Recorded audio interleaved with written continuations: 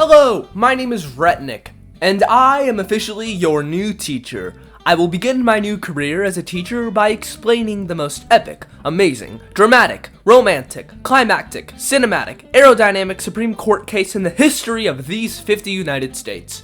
Ladies and gentlemen, Shank versus United States! Now students, in order to understand this case, we needed to go back in time a little bit. The year was 1917, when everyone saw in black and white. And there was this pretty important war going on called World War I. And a few European countries were like, help us, please, we're in danger! And the United States was all like, yeah, I don't know. But then Germany started attacking our submarines and merchant ships, and so the US was like, oh, okay, fine. So, in 1917, the United States of America joined forces with France, Great Britain, Russia, Serbia, Montenegro, Japan, Italy, Portugal, Romania, and Greece. Everything was going fine until the US government thought to themselves, hey, wait a minute, we're in a war, and our enemies want to win the war. So if they want to win the war, they're gonna want to know our game plan. That would mean, OMG, they have spies here. And so everyone started running around, screaming, violently shaking their arms, begging for mercy. And when all hope seemed lost, this group of people called Congress were like, hey bro, I got you covered. And so they proceeded to exercise their constitutional authority over war and sign this thing called the Espionage Act of 1917, which pretty much banned any kind of negative communication towards the war effort, which included, I think the war sucks, like if you yelled that in public, you would probably get arrested. And I imagine after doing that, Congress popped a cigarette and went, every cloud has a silver lining, or whatever that means. Well, I'm thirsty, give me a second.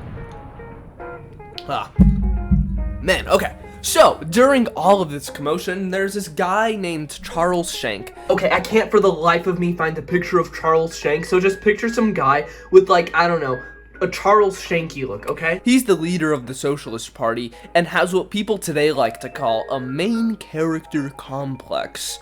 When he found out that there was a draft, he puffs out his chest and goes, no, I'm not doing that. That's a violation of my 13th Amendment. And he did something that any sane man with a firm grasp of reality would do. He prints out 15,000 pamphlets that encourage people to dodge the draft and gives them out to men of age. The pamphlets pretty much laid out the reasons for why a draft is unconstitutional and why they should peacefully disobey it. You know when you make those risky text messages to that special someone and you immediately turn off your phone and start pacing around your house? Well, I'm pretty sure that's what Shank did after handing out those pamphlets. If he was too scared to be drafted, he was probably terrified of getting on the government's bad side. Anyways, his nightmare eventually came true when he was arrested and charged with conspiracy to violate the Espionage Act of 1917. He was sentenced to 6 months in prison. You heard me, 6 entire months. That's like maybe longer than 2 football fields. Anyways, Shank refused to lose without putting up a fight. At this point, he was starting to panic and feared losing 6 precious months of his life in prison. So he appealed his case. His oral argument was that the Espionage Act of 1917 was unconstitutional as it violated his First Amendment right, which protects the right to freedom of speech. He also stated that the draft violated the 13th Amendment, which put an end to slavery. Pretty much what he was saying was that a military is a form of slavery.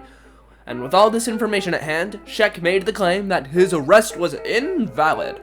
Justice Holmes stated that the letters may have been constitutionally protected within ordinary circumstances, but then he made a complete 180 and dropped the sickest dissenting opinion that Thomas Jefferson wasn't even ready for. He grabbed the mic, opened his mouth, and was like, however, we are in war, and within times of war and conflict, when deemed necessary, it is important to protect the people from foreign danger. And to do this, everyone must be willing to temporarily sacrifice their freedom of speech. Have I made myself clear, Mr. Shank?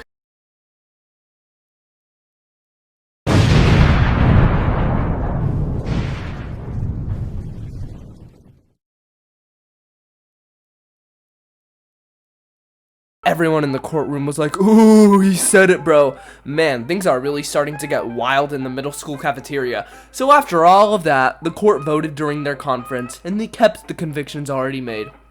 And I know what you're probably thinking.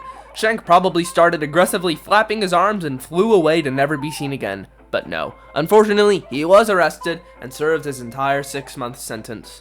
Now, students, ask yourself, do you think this Supreme Court case impacted the way our government views free speech?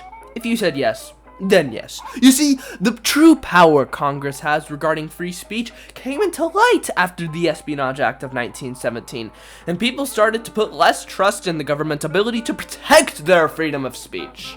Now, this case did seriously affect the way Justice Holmes viewed freedom of speech. In a subsequent case, Holmes said, "Huh, yeah, if someone has the intent to cause harm or danger, they should be punished." He even joined a concurring opinion during Abrams versus United States, which emphasized the danger of crimes through speech. So yeah, this dude was pretty affected by this whole Shank situation. So why was this a landmark case? Well, think about it, dude. The Supreme Court case was pretty much the start to limiting free speech in the United States. If it weren't for the Espionage Act of 1917, no one would understand the true power of Congress over free speech and the First Amendment. Yeah, pretty much anything within regards to the First Amendment, with like free speech and freedom of religion, stuff like that. Anyways, that's pretty much it. Thank you for listening to my very entertaining lecture. Tomorrow we will be learning about the famous Armadillo Stampede of 1943. Have a good day, class.